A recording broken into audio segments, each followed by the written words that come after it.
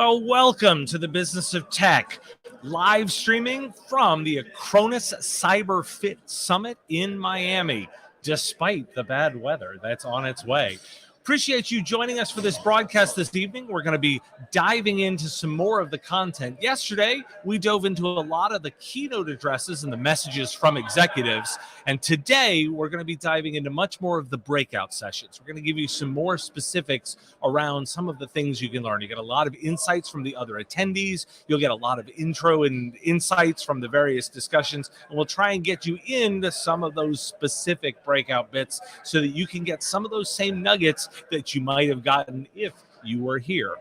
We're going to cover that. We'll be talking about do a bunch of man on the street interviews so you can get some feedback. And as promised, I have follow-ups to my questions for the CEO and for the VP of Research. So we're going to dive into all of our content. First off, though, tonight, I want to actually give you some of the feedback from the floor. It's been really busy. Hopefully you can't even hear some of the background noise here because we're right on the show floor as we communicate with you this evening. We spent some time talking with attendees here at the CyberFit Summit, and we asked them what's their big takeaway. So let's go ahead and hear from some of the attendees in this interview segment.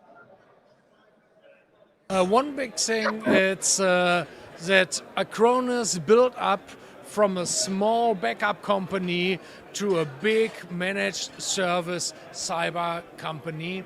And I must look for all the competitors here. We can work closer together to the cyber crime. It's not necessarily one item, it's just an overall gut feeling I've been having that the market is trending in a certain direction and that it wasn't just a gut feeling, it's actually what I'm seeing. I guess there's a lot of inputs out there that have been guiding me towards that conclusion where everything is going cloud, everything is going subscription model, and everything is going cyber. The big thing I took away from this morning was how big an issue cybersecurity is. If we looked at it as like an economy, it's the third largest next to the United States and China. I think the big thing I took away from all the sessions is to hear that not just in the US, we have a common problem with IT resources.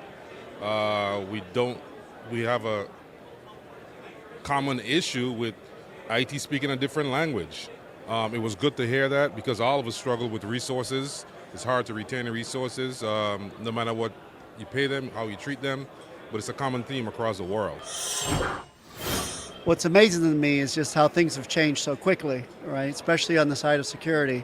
The amount of data that we all produce day in, day out, and how important it is to actually take care of that, and that anyone's up to any sort of hacking or any sort of problems with that. So I guess what I'm taking out is the importance of making sure that you're covered in how you're managing all your data. When you're selling, a lot of us try to sell the service, but I've realized it's important to connect with the people aspect and understand what's important to their business so that you can be a partner, not just some vendor trying to sell something. Over the past few days here, I have learned that if we all share our experience and knowledge, we can achieve great things. So it's all about contributing. And that's what I like about Acronis. This is a close community, very familiar, like atmosphere, and we all contribute here. And that's what I like about this kind of summits. For me, I've learned a lot about the integration aspect of all the partners associated with Acronis that helps us as MSPs better perform our tasks, and we see things that will help us present our clients with a better product.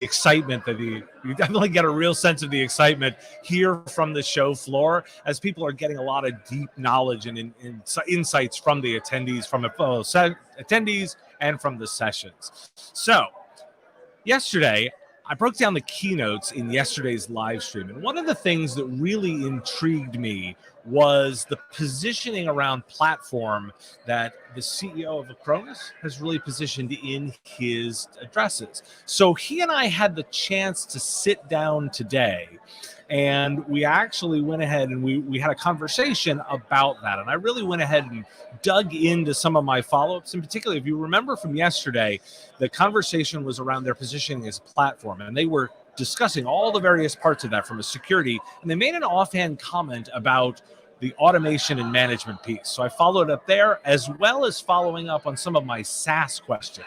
So let's go ahead and hear a portion of that interview right now.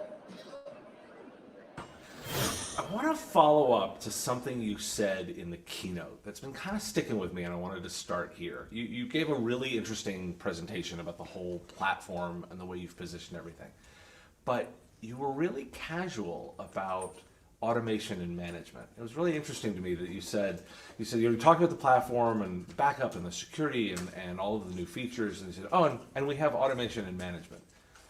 Is that intentional? So first, thanks for having me.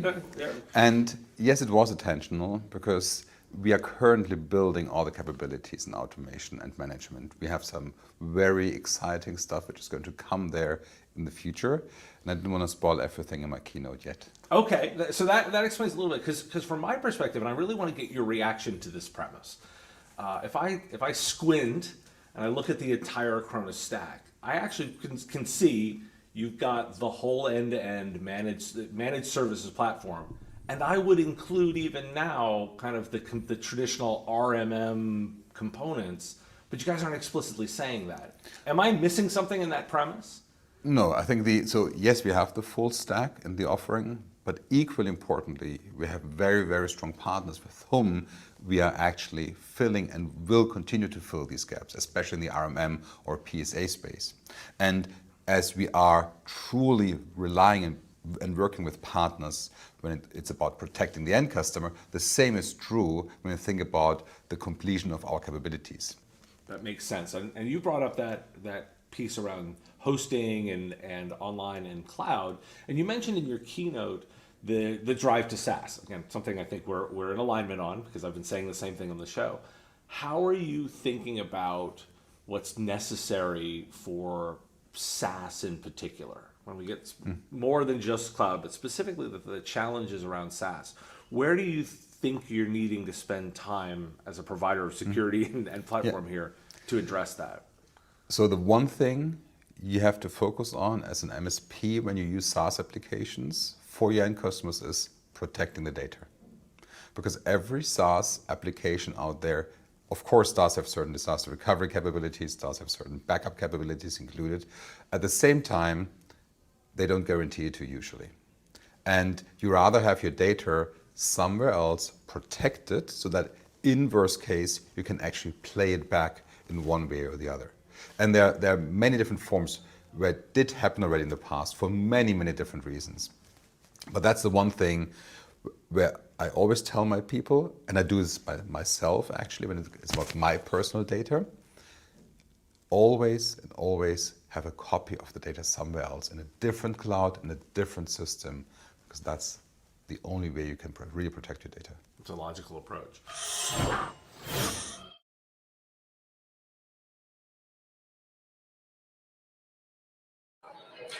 Patrick was very generous with his time. He and I had a longer conversation about a number of topics, including where he thought the marketplace was going and what he would do if he was starting an MSP today. So we'll be putting that together as a bonus episode of the Business of Tech. Make sure to hit those like and subscribe buttons so that you can get notified by hitting the notification button, and you'll find out when that goes live. I was really intrigued with that positioning, and additionally, the time and effort that the Acronis team has put into research. And so they actually have an entire research group that publishes data, that does a bunch of research, and as you might guess, does all the testing against security threats to understand what they need to protect against. So I had the opportunity to sit down with the VP of research, Candid, who's actually one of the keynote addresses from yesterday. And he and I talked a little bit more about some of those challenges. In fact, one of the biggest things that he said on stage that we wanted to talk a little bit more was the proliferation of security tools. He's very keen on discussing that. And so we've actually got some of that interview that I want to go ahead and share with you right now. So let's dive in with that interview with the VP of Research, Candid Wuest. I I'm not getting tired of quoting that 22% of the companies out there are using more than 10 security solutions in parallel. That's, I mean, for me, that's like juggling with running chainsaws. And I'm a bad juggler. So it's not gonna get ending nicely, right? So we need to be prepared, and I think we're getting there. So in 3 years, hopefully many people will have shifted, but realistically, we still have passwords 1, 2, 3, 4, 5 in 3 years as well. So not everyone will be already at the finishing line. So you have quoted that a couple of times. You like that data point around the number of tools, but talk to me a little bit about the sort of balance. How do you measure that? Because we could probably agree one tool might not be enough. Absolutely. But then you apply 10 is too many. I think I even talked once to a provider who has 42, and we can definitely know he's way on the wrong end of that. But raw number isn't the right measurement. What is the measurement you think about when you think about that statistic? I think that's a fair point to make. And I think as well, the balance has to be depending on your company size and kind of what you do, right? For a small company, like let's say some hairdresser salon, it might definitely be different than a manufacturing line which has global entities and everything. So it has to be somewhere in between, but I think it should be a handful in the end, because the more you have, the more complicated it will get. And of course it also means more training, more things that can go wrong, and so on. So I think if we're getting there, and don't get me wrong, I mean, maybe there are multiple solutions as well, but if they're well integrated through APIs and everything, then this can be another solution as well.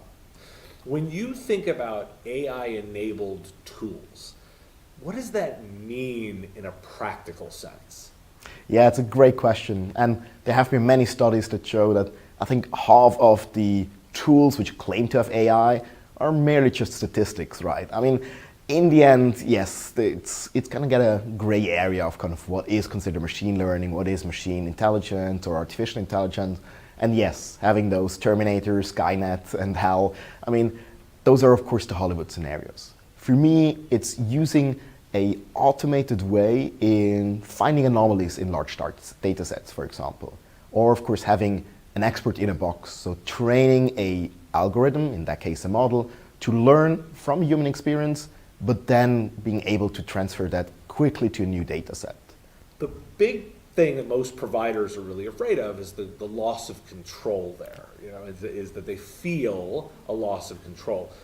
As you think about this from a research perspective and where you're planning, how do you envision the role of SaaS and what the provider is doing 3 and 5 years out? I mean, I fully agree that SaaS will be the majority for the small, mid-sized companies, because it's a dynamic way, it's easy to adapt and everything, and it doesn't really need much resources from the organization itself. But the data ownership, sovereignty, is still with that company that produces the data, right? So I think a lot of smaller companies think, oh, I just sign up some SaaS application and all my worries are gone because now I have someone else taking care of it. Not entirely, right? For some, you might still be liable even if the other company gets breached, so better read that fine print. And of the other things, of course, you want to make sure that you know what's happening with the data, so the visibility across it. At the risk of a bad pun, I have appreciated how candid that the executive team has been and how they've made themselves available. We've had as I said, we're going to go ahead and do a longer versions of those interviews with both Patrick and Candid, and we'll go ahead and release those on the channel. Now, if you do have questions while we're broadcasting this evening, go ahead and remember to put those into the chat window. We'll make sure to address those over the course of the conversation this evening, but look forward to hearing from you ongoing. If you didn't catch it during the live stream and want to go ahead and do it later, go ahead and put it in the comments section below of the video, and I will be going ahead and following up after as well. So you get a sense of kind of the reaction from the various attendees, as well as some follow-ups now from the executives. I want to go a little deeper with some of the content that's been put on here at the show. And actually, let's dive into one of those sessions in almost its entirety. In fact, I've broken down the sections here around a speaker, Joe Morgan. And Joe ran a cloud solution provider, cloud services provider, built it up with the fantastic name of Joe's Data Center. That was his company name. He's actually moved on now from that solution provider, but did a whole session on best practices for building out a solution provider business around the cloud. We attended that session, and I want to pull some of the highlights for you. Let's go ahead and dive in so you get a sample of the session that Joe Morgan put on here at the show.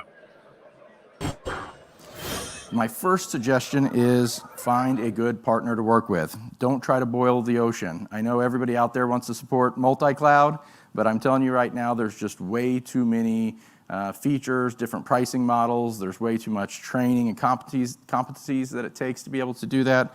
So my suggestion is that you start with a non-hyperscaler cloud environment. And the reason that I would say to start with that and start with one is that you can always expand to multi-cloud later on. The next thing I would say is that you need to have a solid value proposition. Find your niche in the market. Don't just go, okay, well, I found this partner. They list that they can do all of these different things on their website, so I'm going to try to do those same things as well. There's lots of different ways to be successful selling cloud. My recommendation would be find that specific place where you want to be an expert in the market.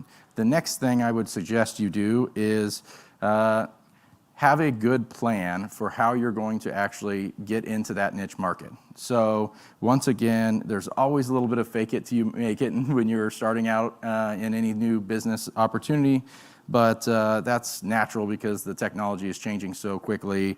There's always lots to learn. So don't feel like you have to know it all, but also don't go in unprepared. So a lot of MSPs start with a lift and shift model where they just take and let's back up the infrastructure and let's put it in the cloud. And that's not a bad method. That's a method that's used across the entire industry right now, but it's not exactly the best way to go about it.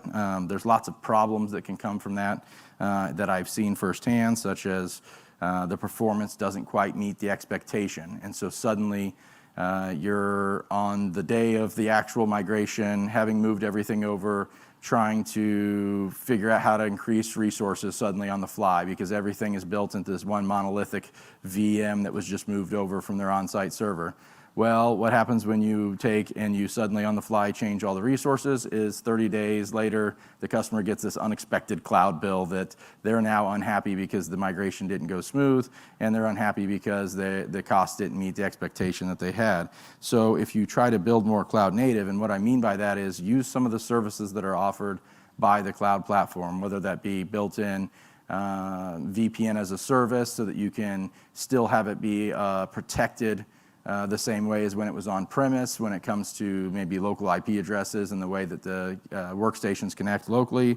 Maybe it be use the database as a service and separate out the product offerings so that they can scale at different levels. These are the type of things that when you're building more cloud native are going to inherently make the process go more smooth. The next thing is have a strategy for growth. What happens next? A lot of mistakes I see MSPs make is they don't value their time. And so what happens is they don't price their services in such a way that they can then hire people to expand and duplicate what they're doing. Now, longtime listeners of the show know that I'm very focused on SaaS as the future of the cloud, particularly the smaller that your organization gets. And I think that's really important to remember that Joe's outlining here an approach that is much more focused around infrastructure as a service versus software as a service. That's my take on it. Now, why do we care on this? I want to say that I think if you're considering infrastructure as a service, platforms as a service delivery models, Joe gives a nice way of thinking it out. From my perspective, I'm all in on SaaS, and I think that that's going to be the way this goes a little bit more. But I did want to emphasize that difference and give you that knowledge that Joe was providing out to the audience. We have really appreciated being invited this year by Acronis to attend. I want to note that this is a paid sponsorship broadcast, but Acronis to no editorial control of any kind. They've been gracious hosts and given us the freedom to say anything that we wanted to and report as we wanted to. But as such, I think it's only fair that you get an opportunity to hear their message directly. And let's go ahead and roll the Acronis message for you right now. Every client needs cyber protection, but that doesn't mean service providers have to deploy a jumbled patchwork of solutions to get it done. Modern protection starts with Acronis CyberProtect Cloud. Acronis combines backup, anti-malware, endpoint protection, management, and robust ransomware defense, all from a single console. That's why successful MSPs use Acronis to generate more recurring revenue and reduce churn. It's easy to get started at acronis.com. Modern technology is pretty great, right? I can be in two places at once, both my home studio and here on the show floor. Again, we really appreciated Acronis having us out and giving us the opportunity to report here. Now, let's go into two of the sessions next. In fact, one of the things that I know we are constantly talking about as a solution provider community is the idea of marketing and positioning around that. So we actually attended several sessions this morning, and I want to pull highlights from two of that. First, you're going to hear from Michael Callahan, who's the CMO at Acronis, who did an entire session on marketing and approach, and we'll give highlights from that. Additionally, after that, there was a power panel, and we've got some comments from both Jay McBain of Canalys and Rolly Points from SourcePass. So we're going to go ahead and dive in and give you some of the highlights from those two sessions from this morning. So how do you create a strong brand? To me, there's one way to do this. Clearly and consistently, how you solve your customers' problems. That is absolutely it. I have seen tens and hundreds of millions of dollars wasted by people getting really fancy, trying to overthink it, by trying to be too witty, too creative, too whatever. And really what people want to know is, do you solve a problem that I have? When you go in and you are trying to sell to our mutual end user, someone came in before you to sell them, and someone came in after them, and they went to a website, and they went to an event, and so it's not in isolation. As much as we all think we're the center of the universe, we're totally not, right? We have I'll give you an example. We have a wonderful partner portal for you guys. It has a ton of really, really strong content on it. Pre-packaged email, like nurture campaigns, web banners, landing pages, emails you can send, data sheets you can co-brand, a lot of really good information. So we send messages out to you guys and say, hey, you should check out the partner portal with some new stuff.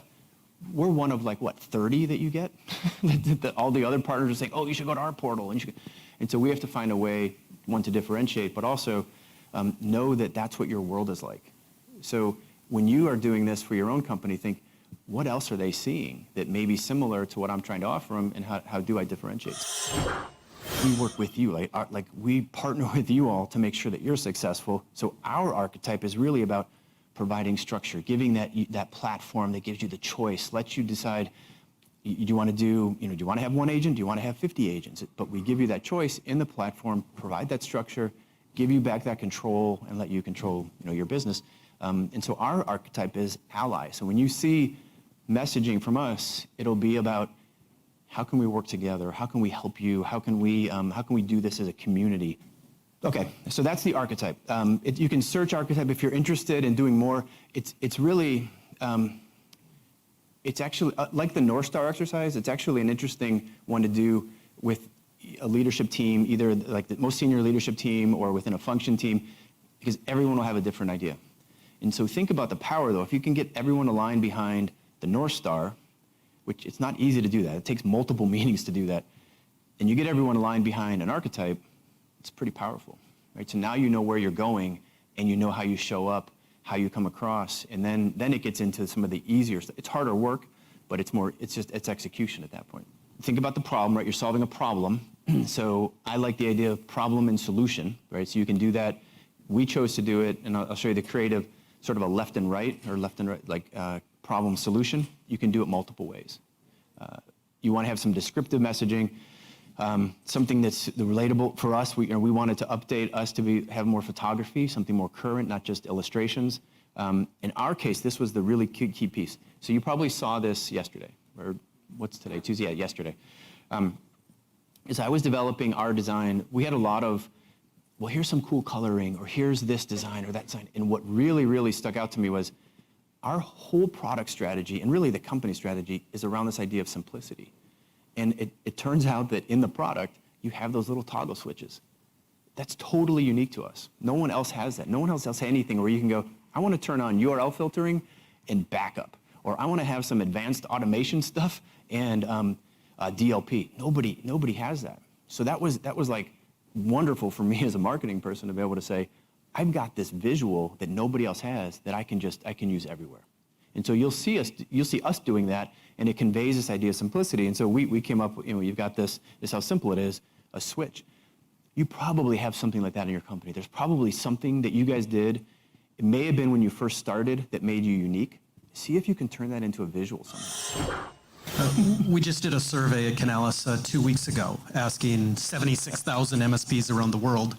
51% are increasing their marketing spend, given the macroeconomic challenges. They're looking to power their way through the recession, come out of it stronger on the other side. I agree with that. You can't cut your way out of growth. So you have to continue to spend on marketing and sales. And it's a little weird. This time is so unknown. The recession is on us. We talk about economic downturn. But if you see in 2008, the companies that came out stronger were the ones that continued to invest in their technology, in their people, in their sales, and their marketing. Always nice to hear from friend of the show, Jay McBain at Canalys, who's doing a little bit of bringing that research data to the front so that we can get some perspective on that. It's interesting to me to look, and some of the numbers say that many solution providers spend as little as 1% to 3% of their annual revenues on marketing, and those growth companies spend a lot more than that. It's anywhere between 7 and 10%. In fact, I will actually go ahead and reference the Marcus Olson interview that I did recently that you should dive into in some of Marcus's approach, as well as Oren Klopper, whose the interviews are coming out both just recently and a new one just upcoming, where he talks about his heavy investment in marketing. And let me observe, that's both a $36 and $30 million a year revenue managed services provider talking about their investment in marketing. I have some very strong thinking on marketing as well. Anybody who knows who's watched the show knows that I've talked about the commitment to e-commerce and making it easier to do business transactionally online. I would refer you to several of the videos that I have here on the channel that you should dive in to talk about for that. Now, I want to move into one other thing that I found really unique about this show. In fact, most of the time, the show is entirely about content and education, but here there's actually a philanthropy investment as well. Acronis has an entire Cyberfoundation that they've put forth and really do some really incredible work. And we wanted to take a little bit of time and profile the foundation and give you some insight. So I sat down with two members of the team focused specifically on delivering that promise. Let's go ahead and hear from them now. I want you to hear all about the Acronis CyberFoundation. So Acronis CyberFoundation is a corporate social responsibility activity in Acronis. We build schools in underserved communities around the world, in Latin America, Southeast Asia, Africa. By now we've built 15 schools, and we have 4 in progress. And we also do IT skills programs in Switzerland, in Singapore for migrants, ex-offenders, kids, seniors. And we also support vulnerable communities with humanitarian aid. And there is many more. So majority of the funding comes from Acronis, and then we also work with partners of Acronis to build these schools and receive funding from them also. At the summit this year, we have a goal of raising $100,000 that will provide the school construction for Peru and Ecuador. Well, we like to join forces with partners. It's beneficial for both. You become socially responsible business by it's very simple. We do all the work. We get there. We have the expertise in building schools. We invite partners to join us together, co-fund the school. And it's easy as it is, We are looking for every school that we build to have a partner alongside that school. So it could be a multitude of ways that could get involved. It could be a financial donation. It could be used computers, because we have a computer classroom and we need used computers that we'll refurbish. It could be, if it's a certain community that they're familiar with, that they're invested in, it could be volunteering and helping in that way. So there's many different ways that a partner can get involved with the Acronis Cyber Foundation. We took our Acronis team actually this year in July to Malawi, which is like the 4th poorest country in Africa, and we found a remote village there. It has 800 kids and just 5 classrooms, which obviously is not enough to feed all the children. So we went out there to build additional classrooms there. So we actually spent a week together with the team digging trenches, digging latrines for sanitary facilities for the kids. And the school is about to be finished actually by the end of this year. So we are excited to have our 16th school there in Africa. Yeah. And maybe Charles, you want to talk about the Dominican Republic school we've opened? Yeah, a special story for me is the beginning of the summer, I was in the Dominican Republic with a new school we just finished. And the story, there's one thing building these schools from the United States, but not actually going to the school. And then there's another thing actually being at the school and seeing what's going on. So this is in a remote village in the mountains in the Dominican Republic. And these kids literally walk up to 2 hours each way to the current location where the school is. So the public school system there. So you're walking 3 to 4 hours a day trying to get to school. So therefore the kids don't go to school. So we actually built a school in the mountains that's next door to this community of children where they can 5 minutes to get to the school, they're good. So a lot of times it's just having access to the education facilities that makes the difference. We really like to involve our own Acronis people, and they are always eager to help with different programs. So let's talk about IT skills programs that we do in Switzerland or Singapore. We run 3-week training in Switzerland for migrant population in Switzerland. And those are the people from various backgrounds, from Syria, Iraq, Iran, Afghanistan, Tibet, from different countries. And actually this 3-week training is taught by our Acronis and our partners employees. So, if you are an expert in something, you just volunteer your time, come up there, teach people, and that's how it is. So, and also our partners get involved. They can volunteer as well, computers, but they also teach skills. And even here at the summit, our Acronis people come up to our booth, ask how can we help, how can we volunteer our time. So it's getting there. 617 million children don't meet the minimum proficiencies of math and reading. So the goal is everlasting in the sense of there's so many kids needs to be met. So in large, the grand goal is to really be able to go to these remote areas where kids aren't getting access to the proper education that they need and build more schools. We do have some more specific goals that maybe you could speak to about. Yeah, well, when actually in 2018, when the Acronis Cyberfoundation was established, we've committed to build 15 schools, and we've affected 5,000 children with this initiative. But just looking at the impact we think we can do, and we should do more. So we will just continue building schools. We will continue going to these communities, supporting. It's not just the building the school there. We keep supporting the community after we stay engaged. So even with the school in Peru that we are fundraising here at the summit for, we've built the school in 2019. We came back to the community in 2021 to build a computer classroom. And this year, the community reached out to us saying that there is an increased amount of children that do not have space at school. So we are building 3 additional classrooms. I found it really fascinating to also note, by the way, that Acronis donated all of the registration fees for attending the show to their foundation. Now, I want to note, why do we care? I talk a lot on the show about culture and investment in culture and building that bond. A charity organization like this is distinctly one way to do that. It builds team engagement, it builds collective work together, and let me note, those Gen Z and millennial employees are very focused on social outcomes, feeling that what they're doing at work matters. An investment like this is strategic. And so I wanted to highlight the work that Acronis is doing, not just the fact that they are doing this kind of great work, but it's an intentional strategy choice that makes an awful lot of sense. Now, as you might guess, the buzz is getting really loud here. The party is about to happen just outside the studio. So we're going to wrap it up here from the Acronis CyberFit Summit. You can join us again at 7:30 on Thursday the 11th, where we'll be at IT Nation doing yet another one of these live streams and covering the events of the week. I have really appreciated the opportunity to be here and interact with you. If you have any comments or questions, go ahead and put them in the comments section of the video. If you're catching this in the replay, I will be addressing all of them. Of course, you can always find the daily update of the business of tech every single day on your podcatcher of choice or on YouTube twice a week with at least the weekly show as well as the interview show.